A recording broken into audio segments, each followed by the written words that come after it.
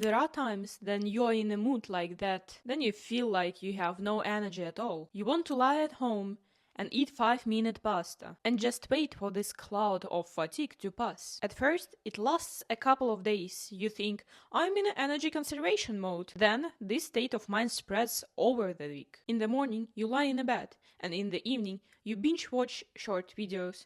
For some reason, the energy never comes. I am very familiar with this condition. I've worked with a psychologist. I've had body tests.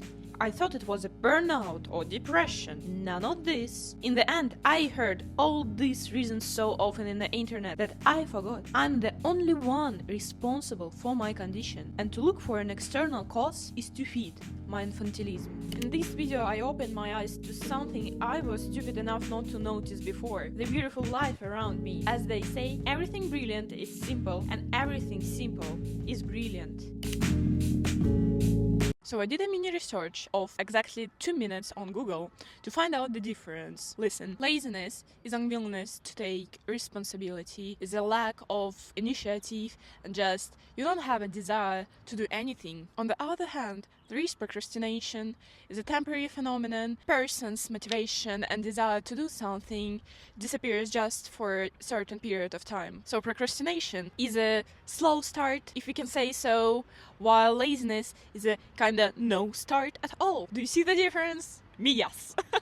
I haven't decided where I belong yet. However, we have good news, and they are that I can change everything just in a week. Just in a week. The thing is that I have to transform my behavior by force.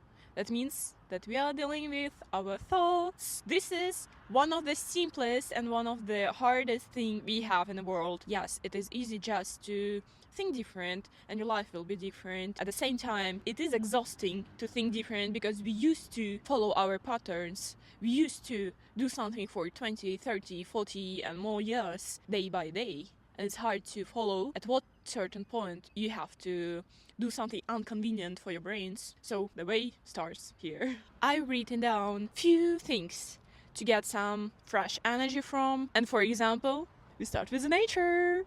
It is much easier to talk than you're walking. Now I understand people who, stand up for every phone call and starts like making rounds and rounds in their small tiny apartments just to get the word like easily. We are at the very beginning of March in Paris, so there is an amazing, just magnificent bloom of magnolia. This is unforgettable, and I have found a few hidden gems in the city to admire it. And girls, I have admit, this is such a treat. This is such a treat to be surrounded by nature, at least in some small squares and parks in Paris, in center city. So just use this opportunity while you have a few sunny days and enjoy. That's it.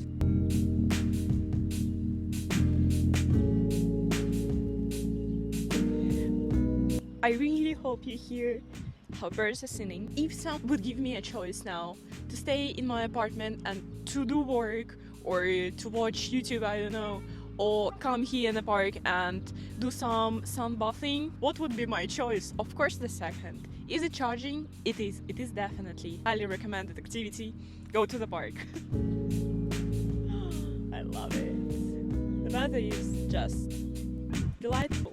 Of course, if I only do things that please me and forget about pressing matters, I would quickly be overwhelmed at work and school. It is also difficult to enjoy the moment at the park, then there are a million tasks to complete. Hey there!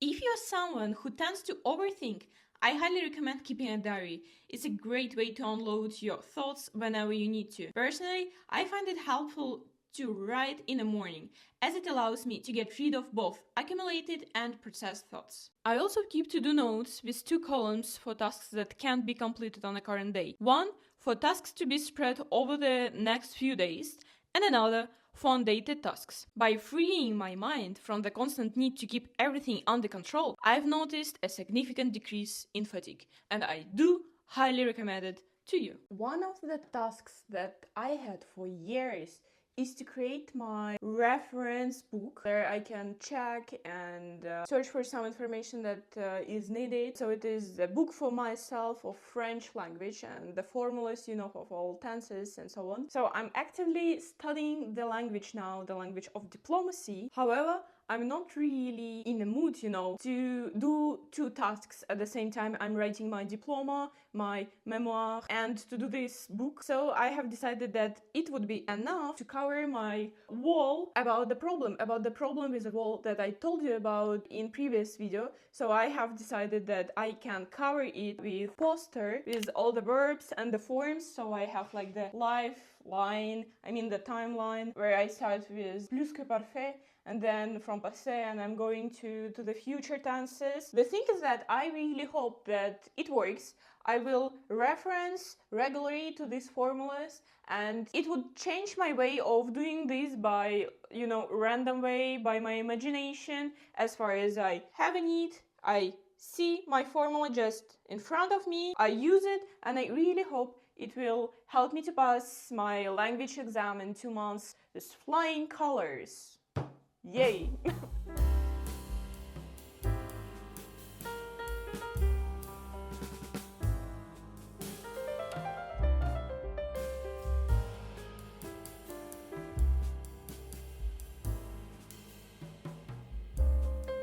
March and happy coincidence. My school is going to Amsterdam for a weekend. Should I accept this stroke of luck? Absolutely. I'm in Amsterdam. This is the last day of my 2 days trip with my school. So yesterday I started my day with fresh oysters in Foodhallen. It's a food court with different cuisines of different cultures. However, not a lot of traditional Dutch kitchen. Very lovely assistant. He gave me an opportunity to explore sauces, not just the lemon, but sauces. It was my first time I'm eating such a meaty, such a fresh oysters. I really enjoyed the moment. Yesterday I visited one of the beautifulest cinemas in the world.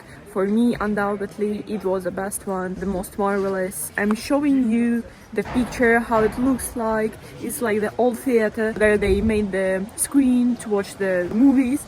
And I was not that prepared for the movie that I have chosen. I was watching yesterday Poor Things. This is something like an introduction to art house. For me, it was a bit too much. Surely not my kind of thing. The art house, I mean. If you wish to feel something like strange, to have a lot in your head after, I recommend you to watch. Well, I'm continuing the way to the boulangerie. I know. Okay, see you.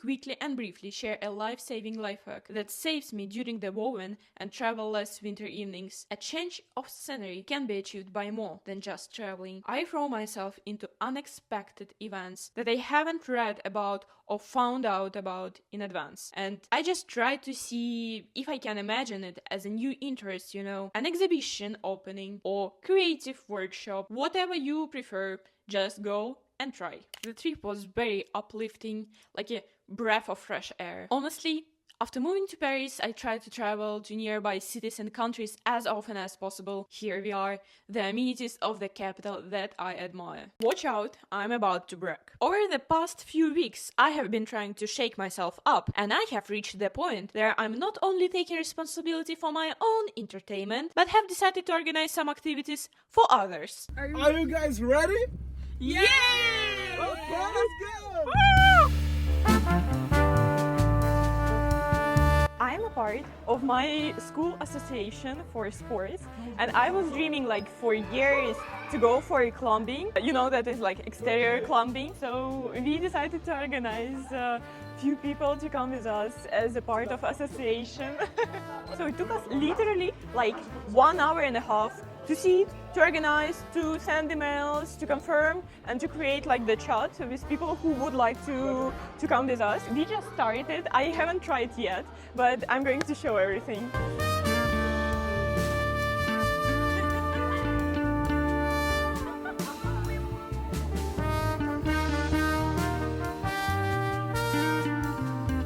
Of course, coming out from hibernation isn't that easy as it seems to be. But I reassure you, the hardest point is just to start. So I'm off to life. Good luck! Vous avez kiffé? Oui!